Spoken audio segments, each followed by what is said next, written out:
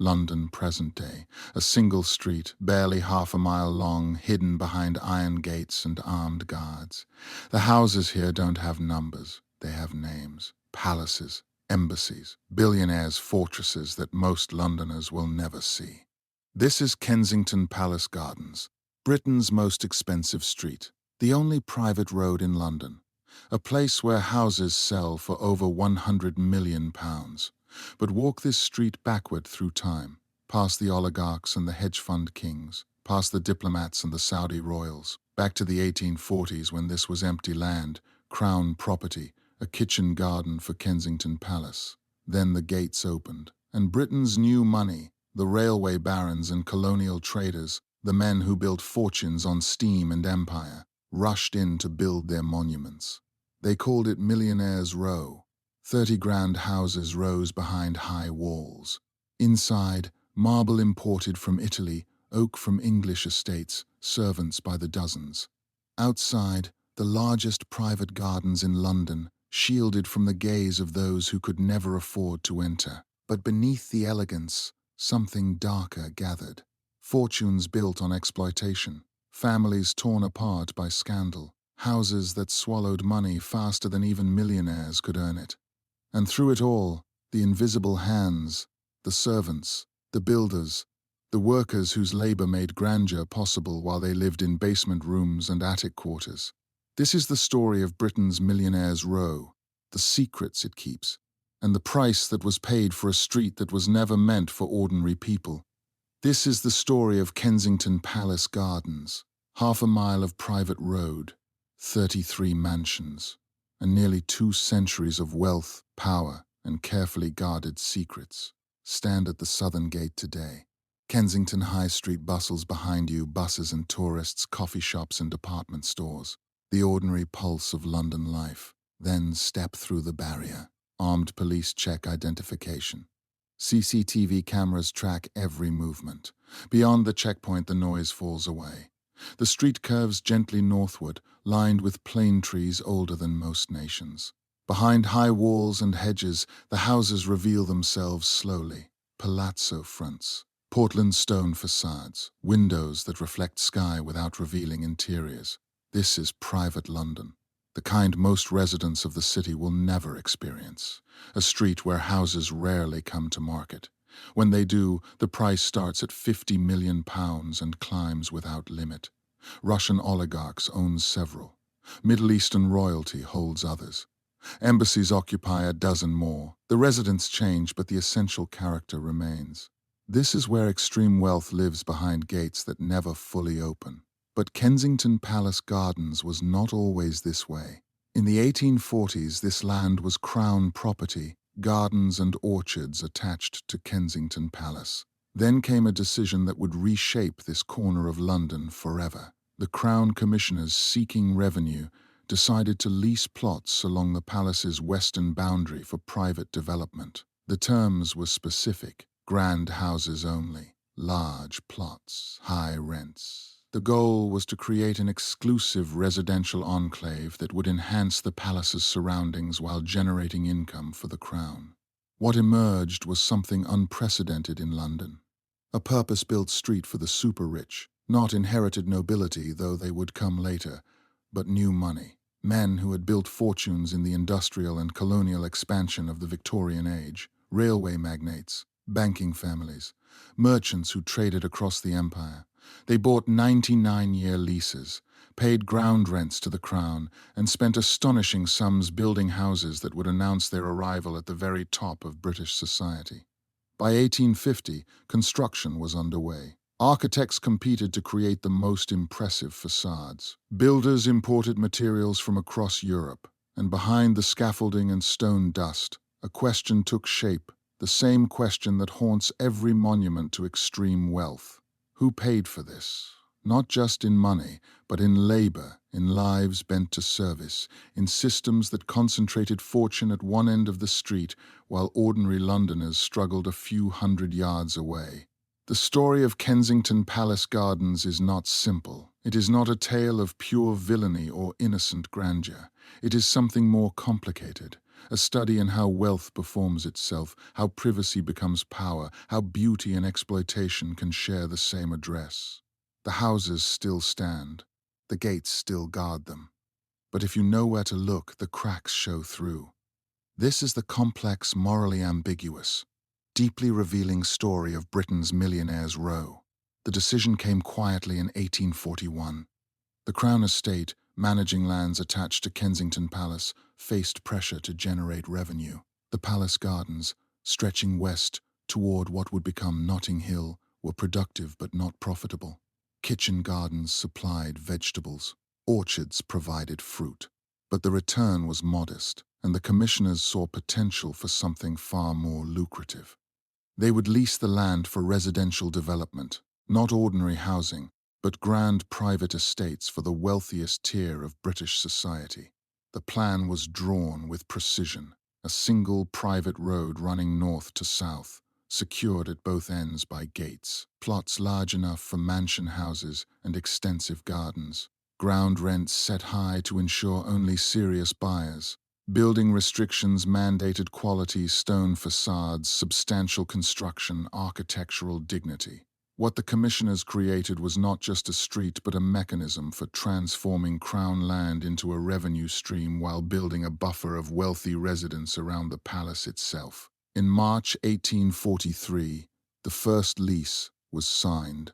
Within a decade, construction had transformed open ground into Britain's most exclusive address. The timing was not accidental. Britain in the 1840s was experiencing unprecedented economic expansion. Railways were spreading across the nation, connecting cities and industries. Factories multiplied. The empire stretched across continents, funneling wealth back to London. A new class was emerging, men who had built fortunes not through inheritance but through commerce, industry, and colonial trade. They had money but lacked the social legitimacy that came with ancient estates and aristocratic titles. Kensington Palace Gardens offered something crucial: proximity to royalty, quite literally adjacent to a royal residence, combined with the exclusivity that comes from artificial scarcity. Only 33 clots would ever exist on this street. The Crown Commissioners were not simply selling land, they were selling access to a club that could never expand. The development plan specified everything. Houses must be set back from the street behind front gardens. Each property would have extensive grounds, at least 2 acres in most cases.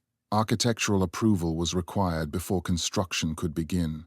The Crown retained ownership of the land itself, leasing it for 99 years with renewal options, ensuring perpetual ground rent income. This structure meant that even the wealthiest residents were technically tenants of the Crown, a reminder that proximity to royalty came with strings attached. By 1845, construction was underway on multiple sites. Architects competed for commissions. Builders imported stone from Portland and Bath. Italian craftsmen arrived to carve ornamental details. The noise of construction, hammers and saws, stone chisels and mortar mixing echoed through what had been quiet gardens. Local residents complained, but the complaints went nowhere. The Crown had decided. Millionaires' Row was being born, and nothing would stop it. They came from different fortunes, but they shared a common hunger. John White, a merchant banker with investments across the expanding railway network. Alexander Colley, who made millions in colonial trade. Thomas Cubitt, the master builder who would construct much of Belgravia and parts of the street itself. Men whose wealth was fresh, earned in the explosive growth of industrial Britain and the vast networks of empire. They were not aristocrats. Their names did not stretch back through Domesday Book, but they had something the old families often lacked: liquid capital, enormous amounts of it, and ambition to match. The 99-year leases were expensive, and that was before a single brick was laid. Ground rent to the Crown came due annually. Then came construction costs, easily reaching tens of thousands of pounds per house, equivalent to tens of millions today. Only men with serious fortunes and access to ongoing income streams could sustain such expense. The street became a sorting mechanism, not for birth or title, but for wealth at a scale that could afford not just luxury, but the permanent maintenance of luxury. To build on Kensington Palace Gardens was to declare, audibly and expensively, that you had arrived. The financial barrier was deliberate. The Crown Commissioners wanted residents who could maintain properties to the highest standards indefinitely. A poorly maintained house would diminish the entire street's value and reflect badly on the palace itself. Ground rents were set at levels that excluded all but the wealthiest buyers. Some plots commanded £400 annually in ground rent alone, before construction, before staffing, before any of the ongoing costs of maintaining a grand house. The mathematics were unforgiving. A family needed not just capital to build, but reliable annual income in the thousands to operate. Consider the profile of early residents. John Kelk, a civil engineering contractor who made his fortune building railways and infrastructure across Britain. He purchased a plot in 1854 and spent lavishly on construction, creating a mansion with reception rooms designed to host the political and commercial figures he needed to cultivate for contracts. His house was not a home first, it was business infrastructure. Proximity to power, space for entertaining, architectural grandeur that signaled he was a serious player in serious industries. Or take Henry Harrod, whose family would later establish the famous department store. Harrod's wealth came from retail, considered slightly vulgar by old aristocracy but undeniably profitable. Kensington Palace Gardens offered him something money alone could not buy elsewhere, a prestigious address that conferred legitimacy. His children would grow up on the same street as diplomats and banking heirs. That social elevation, that proximity to power, was worth the staggering expense. The street was not just housing. It was a mechanism for transforming commercial success into social acceptance. The architects understood the assignment. These were not simply houses. They were statements. Each mansion had to signal permanence, taste, and power. Clients demanded grandeur, but also demanded that their grandeur be distinct, recognizable, superior to their neighbors. The result was architectural competition along a single street. Italian palazzo styles competed with French Second Empire flourishes. Gothic revival stood beside neo-Baroque. Exteriors were dressed in Portland stone, Bath stone, stucco painted to gleam white against London's grey skies. Proportions were calculated to impress. High ceilings, at least 12 feet on principal floors, often 15 or more in reception rooms. Wide facades with symmetrical window arrangements, porticos and columns announcing entrances. Inside, the planning followed established hierarchy. Ground floors held service rooms, kitchens, pantries, sculleries, wine cellars, all the infrastructure required to run a great house. Principal floors were reserved for entertaining, drawing rooms, dining rooms, libraries, ballrooms in the largest houses. Upper floors contained family bedrooms and guest quarters. The very top floors, the attics, were servants' territory, small rooms tucked under slate roofs, accessible by narrow back stairs that kept domestic staff invisible to family and guests. The construction process was elaborate and expensive. Foundations were dug deep into London clay. Brick structural walls rose first, then faced with stone for visual impact. Roofs were slated, often using Welsh slate transported by rail and cart. Windows were large, maximizing light, fitted with sash mechanisms and, in later houses, early forms of double glazing for insulation. Interior work took months or years. Plasterers created ornate ceiling moldings and cornices. Carpenters fitted oak floors and mahogany doors. Marble fireplaces were installed in principal rooms, each one carved to order. Gas lighting came first, then later, electricity was retrofitted carefully to avoid damaging decorative elements. Architects like Charles James Freak and Thomas Cubitt became specialists in this kind of high-end residential work. They understood that their clients were buying more than shelter. They were buying a stage for social performance. Reception rooms needed to accommodate dozens of guests for dinners and parties. Libraries signaled education and culture, even if the books were rarely opened. Conservatories, fashionable in the Victorian era, brought greenery indoors and provided elegant spaces for afternoon gatherings. Every design choice served the ultimate goal, demonstrating that the owner belonged among Britain's elite. But beneath the elegance lay brutal practicality. These houses required armies of servants to function. Kitchens were vast, equipped with coal rangers and scullery space for cleaning endless dishes. Servant stairs and corridors created a hidden circulation system, allowing staff to move through the house without being seen. Basement spaces stretched under the entire footprint, housing coal storage, wine cellars, storage for linens and provisions, and cramped sleeping quarters for lower servants. The architecture was beautiful upstairs and ruthlessly functional below. A house on Kensington Palace Gardens did not run itself. Behind every gleaming surface, every perfectly timed meal, every fire lit before the family woke, stood a small army of servants.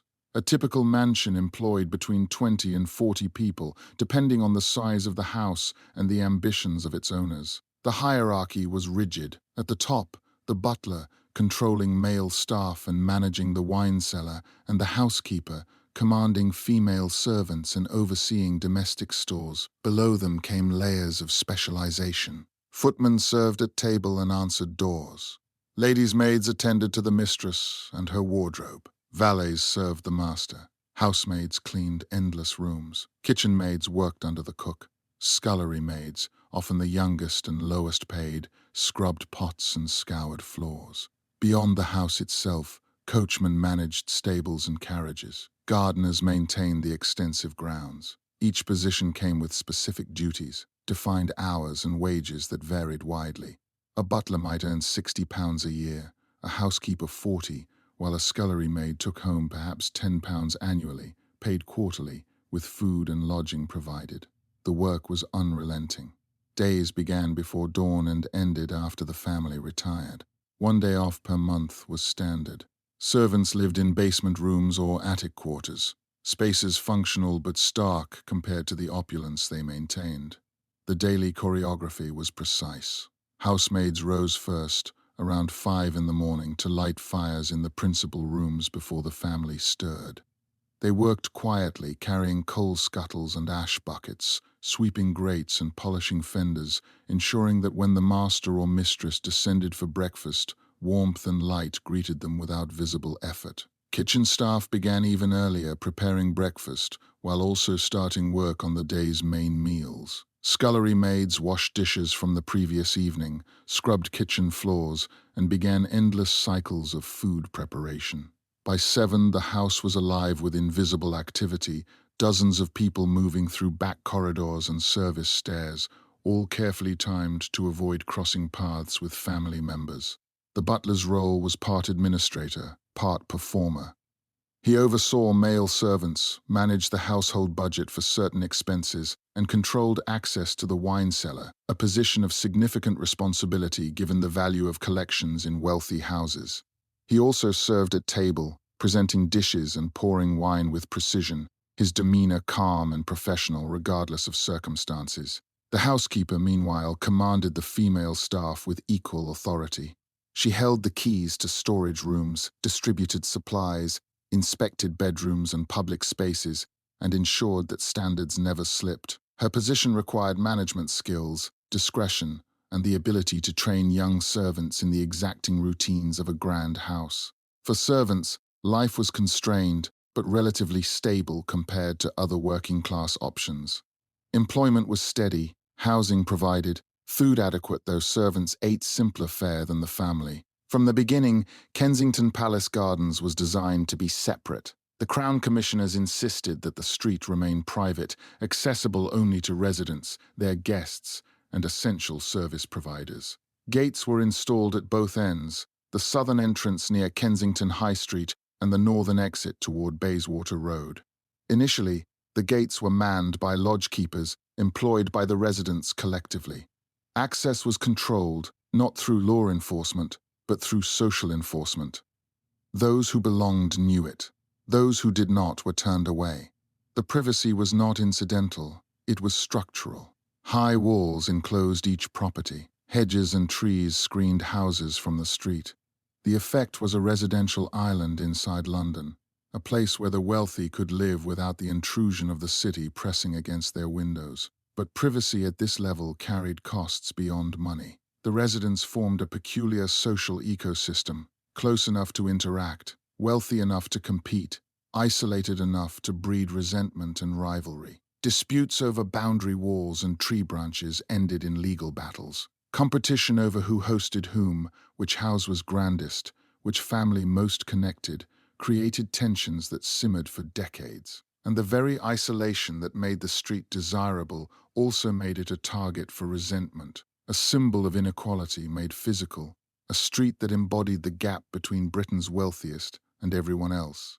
The gates themselves became symbols. To pass through them marked you as belonging to a particular class. Residents arrived in private carriages, later in automobiles, waving to lodge keepers who recognized them. Tradesmen and servants used side entrances, their access contingent on employment. The general public was excluded entirely. Curious Londoners could not simply walk the street to admire the architecture or enjoy the gardens. The privatization was absolute, enforced by property law and backed by the Crown's authority. This exclusivity created practical complications. Mail delivery required special arrangements. Police patrols were coordinated with residents' associations. Fire services needed access plans in case of emergency. The street existed in a legal grey area, not quite public, not entirely private, a hybrid space that functioned by custom and negotiation rather than clear statute.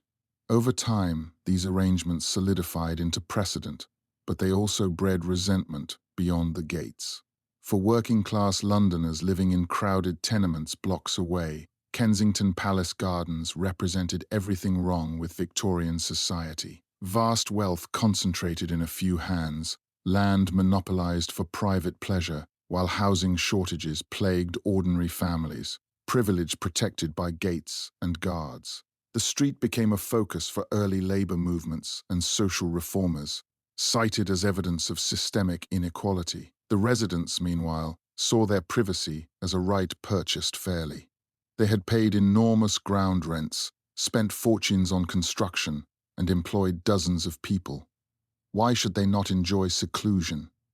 The argument ignored the broader question of whether any group should possess such concentrated privilege while others struggled. Several fortunes on Kensington Palace Gardens had deep roots in the British Empire. Men who traded in textiles from India, rubber from Malaya, tea from Ceylon.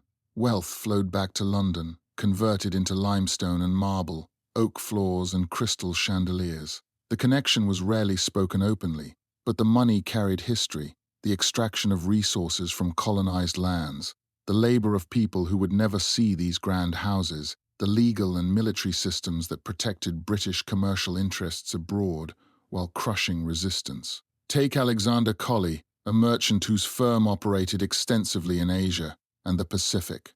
His wealth came from trade networks that stretched across territories Britain controlled or influenced. Colley built one of the street's most impressive houses in the early 1850s, sparing no expense on interiors that displayed both his fortune and his taste. But the money that paid for carved cornices and marble fireplaces originated thousands of miles away in transactions that enriched British merchants while extracting value from colonized economies. This pattern repeated across the street. Empire money was invisible money, clean by the time it reached London, disconnected from its sources through layers of companies, shipping routes, and financial instruments. The houses stood as monuments to success, but the foundations of that success rested on systems of exploitation that most residents preferred not to examine too closely. The mechanisms were complex but consistent. British trading companies operated under licenses granted by the Crown, often backed by military force.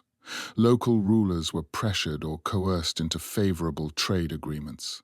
Raw materials, cotton, indigo, tea, spices, were purchased at prices set by British buyers, processed in British factories, then sold at markup across global markets. The profits accumulated in London banks, funding investments in railways, property, and government bonds.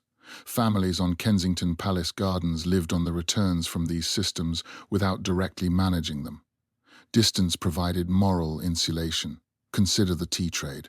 British firms controlled plantations in India and Ceylon, worked by local labourers earning subsistence wages under harsh conditions. The tea travelled to London where it was auctioned and distributed. A merchant with stakes in these auctions could earn thousands of pounds annually without ever visiting a plantation or meeting a worker. That income funded grand houses and comfortable lives in London, while the labour that generated it remained invisible, both physically and morally. The same pattern extended to other commodities. Rubber from Malaya, where tappers worked brutal hours for minimal pay. Cotton from India, where textile workers faced dangerous conditions in mills. Minerals and timber from Africa, extracted under colonial administrations that prioritized profit over welfare. The wealth these industries generated was real and substantial. The costs, borne by colonized populations, were equally real but carefully obscured by the financial architecture of empire. Residents of Kensington Palace Gardens were not personally cruel or consciously exploitative in most cases, but they were beneficiaries of a system built on exploitation, and their comfort depended on not looking too closely at its foundations. Kensington Palace Gardens was built for privacy, and privacy attracted those with something to hide.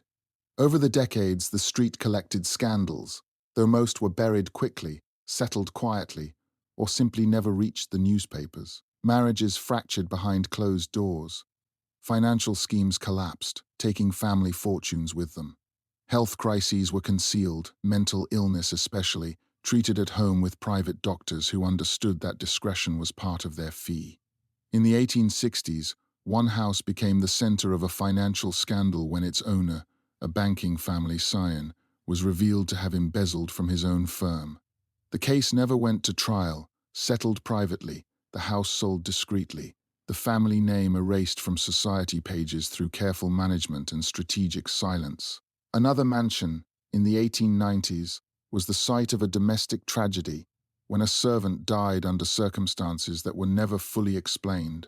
The inquest was brief, the verdict accidental, but rumours persisted among the staff community, whispered in servants' halls and market queues, stories that never reached official records. The street's isolation made it easier to control narratives. Fewer eyes meant fewer witnesses. High walls and loyal servants created barriers that protected reputation as surely as they protected property. The mechanisms of silence were well established. Newspaper editors could be influenced through social connections or financial pressure. Police investigations could be guided toward convenient conclusions. Servants who spoke out of turn found themselves dismissed without references, effectively blacklisted from respectable employment. Families employed lawyers who specialized in managing reputation, ensuring that damaging information stayed contained. The privacy that made Kensington Palace Gardens desirable to residents also made it a perfect environment for concealing problems. Some scandals involved illicit relationships. Affairs between masters and servants, though morally condemned in public, occurred frequently behind closed doors. When pregnancies resulted, servants were dismissed, often with small payments contingent on their silence. The women involved bore lifelong consequences, social stigma, economic hardship, while the men faced no repercussions. Other scandals centered on addiction. Laudanum and alcohol were consumed heavily in some houses, habits enabled by privacy and wealth that could afford steady supply and medical management. Financial troubles were perhaps the most carefully hidden scandals. Several families who appeared prosperous were quietly drowning in debt, maintaining appearances through loans against property, or by selling off assets discreetly. The pressure to keep up standards, to match neighbors' entertaining, to maintain full staffs, drove some to financial brinkness. Pride prevented admission of difficulty. When collapse came, it was sudden and total. A house sold overnight, a family departed before dawn to avoid creditors and gossip. The records that survive offer only glimpses. Court documents from rare cases that did reach litigation. Diary entries from servants or neighbors. Newspaper reports that hinted at troubles without naming names. The full story of what happened behind the gates and walls will never be known completely. But enough fragments exist to confirm that the perfection projected outward was, like all human endeavor, complicated by weakness, failure, and moral compromise. By the early 20th century, the system that made Kensington Palace Gardens function was beginning to crack. Servants were harder to recruit and harder to keep. The First World War opened factory jobs and military service to young men who might once have gone into domestic service. Women found work in offices and shops, positions that paid less than top-tier domestic posts but offered more freedom, shorter hours, and the dignity of not living under an employer's roof. Wages on the street had to rise to compete, but even higher pay could not fully solve the problem. Younger workers wanted weekends, set hours, and lives that were not entirely consumed by service to others. The tension was structural. The houses demanded constant labor, while the labor market was offering alternatives. Some families on Kensington Palace Gardens adapted, reducing staff, modernizing systems, installing central heating to cut the work of tending individual fires, simplifying menus to ease kitchen demands. Others dug in, insisting that standards must not slip, that a house of this importance required a full complement of staff, regardless of cost or difficulty. The result was a slow erosion of the old model. By the 1920s, even wealthy houses struggled to maintain staffs of 30 or 40. By the 1930s, many operated with half that number, asking remaining servants to do more while family members, unthinkably, began performing tasks that would once have been unimaginable. The servant shortage was partly demographic. The war had killed hundreds of thousands of young men, potential footmen and butlers. Women who might have entered service found better options. The expansion of public education created a generation less willing to accept subservient positions. Social attitudes were shifting too. Domestic service, once considered respectable employment, began to feel old-fashioned, even demeaning. Popular culture reflected this change. Films and novels portrayed servants with more sympathy, sometimes depicting employers as out of touch or exploitative. Families tried various solutions. Wages increased significantly. A good butler could command £100 a year by the 1920s, double pre-war rates. Benefits improved, more time off, better quarters, sometimes even pensions. Some households installed labor-saving devices, vacuum cleaners, electric washing machines, refrigerators, all intended to reduce the need for human effort. But technology could only go so far. Grand houses still required people to cook, serve, clean, and maintain. The most significant change was psychological. Servants began to see themselves as workers with rights, rather than dependents grateful for employment. This shift was subtle, but profound. It showed in negotiations over wages and hours, in willingness to leave positions that were unsatisfactory, in declining deference. Employers accustomed to unquestioned authority found themselves having to negotiate, persuade, compromise. For some, this was intolerable. They sold their houses and moved to smaller properties that required less staff. For others, it was an adjustment they made reluctantly, clinging to as much of the old system as could be preserved, while accepting that the world had changed irrevocably. The Second World War changed everything. Kensington Palace Gardens, so carefully insulated from ordinary London, could not escape the Blitz. The street was not a primary target, but bombs fell without precision, and proximity to central London meant risk. Several houses were damaged, windows blown out, roofs holed by shrapnel, walls cracked by nearby explosions. Families evacuated, some to country estates, others abroad. Staff were conscripted or moved to war work. For the first time in nearly a century, many of the great houses stood empty. Some were requisitioned by the government for wartime use. Offices, housing for displaced officials, storage for documents moved out of vulnerable buildings. The privacy that had defined the street dissolved under emergency conditions. Military vehicles parked where carriages once waited. Civil servants walked corridors that had hosted private parties. The war also accelerated financial pressure. Taxation rose sharply to fund the war effort. Wealth that had once seemed secure was suddenly strained. Maintaining a mansion required not just money, but access to materials and labor, both now rationed or conscripted. After the war, many families faced a reckoning: keep the house and accept sharply reduced circumstances, or sell while buyers still existed. Several chose to sell.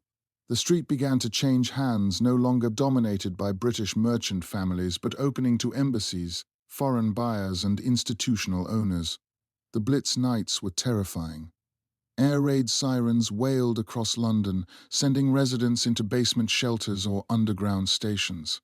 Kensington Palace Gardens had no public shelters, so families used their own basements, spaces that had once stored coal and wine, now fitted with bunks and emergency supplies. Anti-aircraft guns positioned in Hyde Park thundered through the night. The sound of bombers droning overhead, the crump of explosions blocks away, the rattle of falling debris, these became familiar terrors. Several houses suffered direct hits. One mansion took a bomb through the roof, destroying upper floors and causing fire that gutted interiors. Another was struck by a V-1 flying bomb in 1944, the explosion demolishing half the structure and damaging neighboring properties. Remarkably, casualties were low. Most residents had already evacuated, but the physical damage was severe. Repair after the war took years and enormous expense at a time when materials were scarce and building labor was redirected toward replacing destroyed housing for working-class families. The psychological impact was equally significant. The war had revealed that wealth could not guarantee safety. Bombs did not distinguish between Billionaires Row and working-class neighborhoods. The illusion of invulnerability, carefully cultivated over a century, shattered in a few years of conflict. Additionally, wartime rationing and austerity measures forced everyone, even the wealthy, to accept limitations. Food was rationed, fuel was rationed, luxury goods were unavailable. The leveling effect, temporary though it proved, altered social dynamics. For a brief moment, wealth mattered less than it had in generations. The transformation happened gradually but inexorably. Through the 1950s and 1960s, embassies began purchasing houses on Kensington Palace Gardens. The reasons were practical. The street offered security, privacy, and proximity to central London. Embassies needed large buildings with space for offices, residences for ambassadors, and reception rooms for entertaining. The mansion houses, increasingly difficult for private families to maintain, fit perfectly. The Soviet embassy arrived first, purchasing number 13 in the early 1960s, then expanding to neighboring properties. The Russian presence brought armed guards and surveillance, a Cold War outpost in the heart of London. Israel's embassy followed, then Lebanon, then Nepal. By the 1970s, more than a third of the street's houses had diplomatic status. The shift changed the character fundamentally. Embassies brought security infrastructure, barriers, cameras, armed police on rotation. They also brought immunity, diplomatic protections that made the houses legally foreign soil. Residents who remained, private families still holding original leases, found themselves living on a street that felt less residential and more like a fortified zone. Protests occasionally gathered outside embassy gates, demonstrators held back by police lines, while residents tried to enter their own homes through checkpoints and security cordons. The Soviet presence was particularly controversial. During the Cold War, the embassy became a focal point for espionage activities. British intelligence monitored the building continuously. KGB officers operated under diplomatic cover. The house that had once hosted Victorian dinner parties now served as a nerve center for intelligence gathering. The architecture remained elegant, but the purpose had transformed completely. Other embassies brought their own complications. The Israeli embassy faced regular protests related to Middle Eastern conflicts. Security was intense, armed guards, blast barriers, vehicle checkpoints. Neighboring residents complained about disruptions, roads closed during high alert periods, visitors subjected to searches, the constant presence of police. The complaints went nowhere. Diplomatic immunity and national security concerns overrode residential convenience. The embassy takeover fundamentally altered property values and market dynamics. Houses with diplomatic use became harder to sell to private buyers who did not want to live adjacent to security installations and protests. At the same time, embassies paid premium prices, driving valuations higher. The street existed in a strange economic space, enormously valuable but practically difficult for conventional residential use. Some embassies renovated extensively, modernizing interiors while preserving historic facades. Others changed little, maintaining original features because diplomatic budgets prioritized function over aesthetics.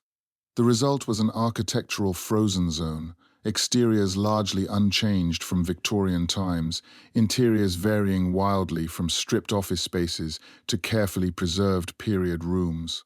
For historians and preservationists, the embassy conversions had mixed implications. On one hand, embassies provided institutional stability and funding for maintenance that private families increasingly lacked.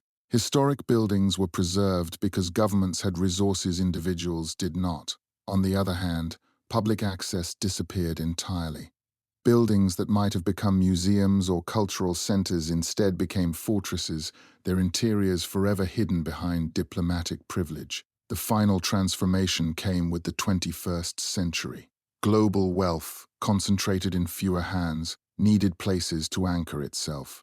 London property, especially at the most exclusive addresses, became a vehicle for parking vast sums. Kensington Palace Gardens, already exclusive, became a magnet for oligarchs, oil magnates, and hedge fund billionaires.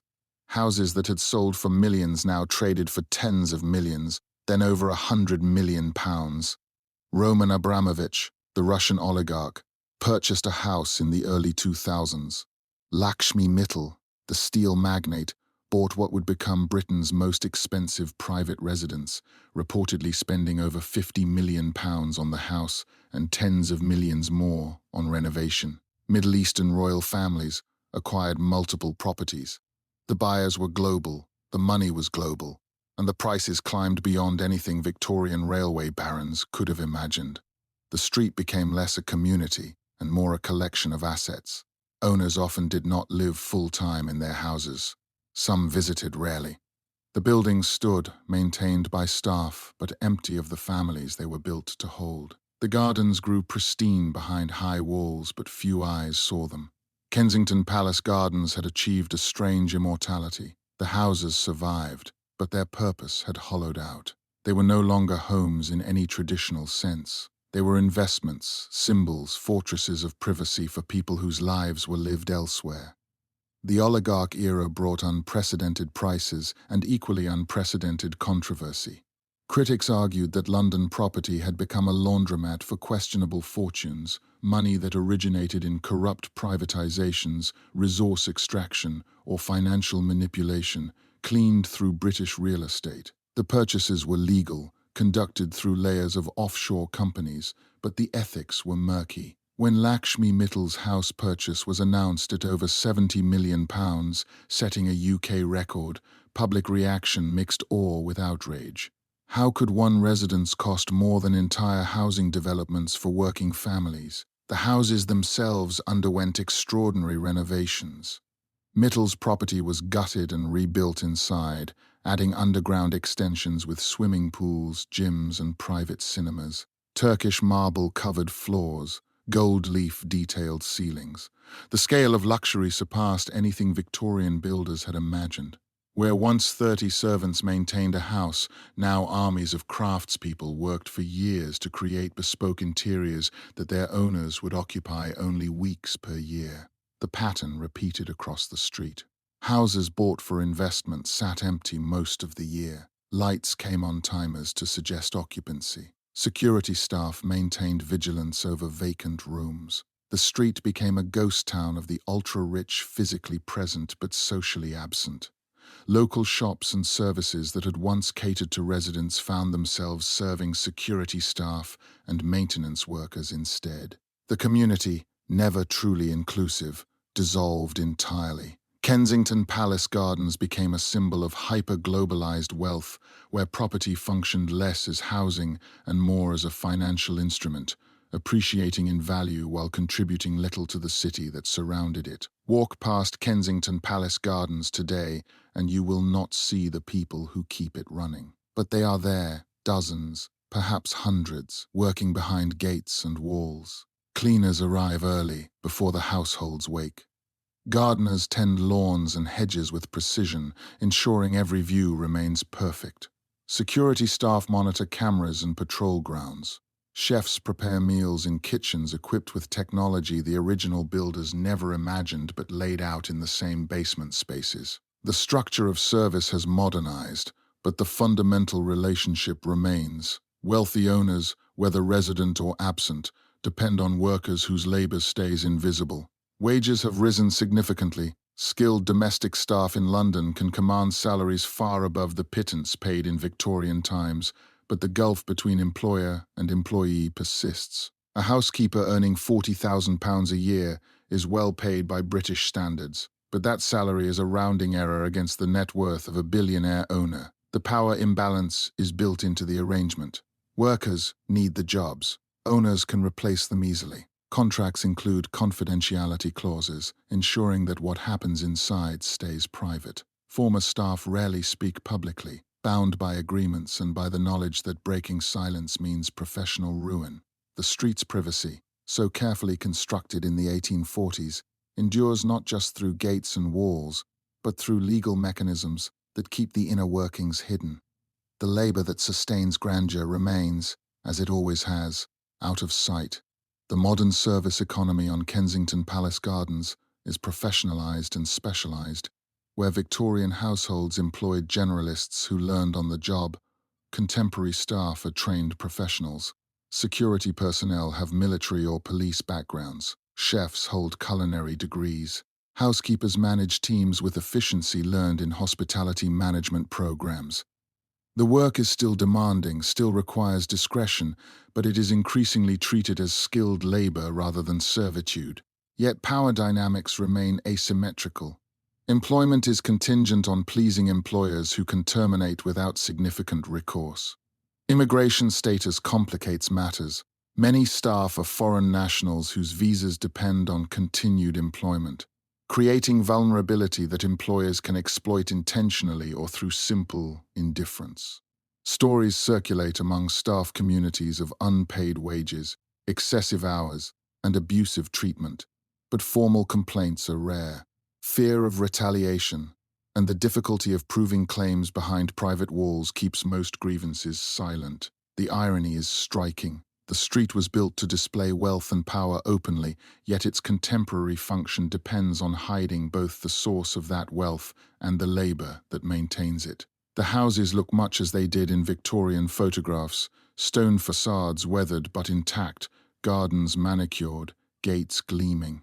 But the meanings have layered and complicated. What began as monuments to industrial and colonial success, themselves problematic, has evolved into something even more opaque. Repositories for global capital, maintained by invisible workers, occupied rarely if at all, existing less as homes than as financial abstractions given physical form.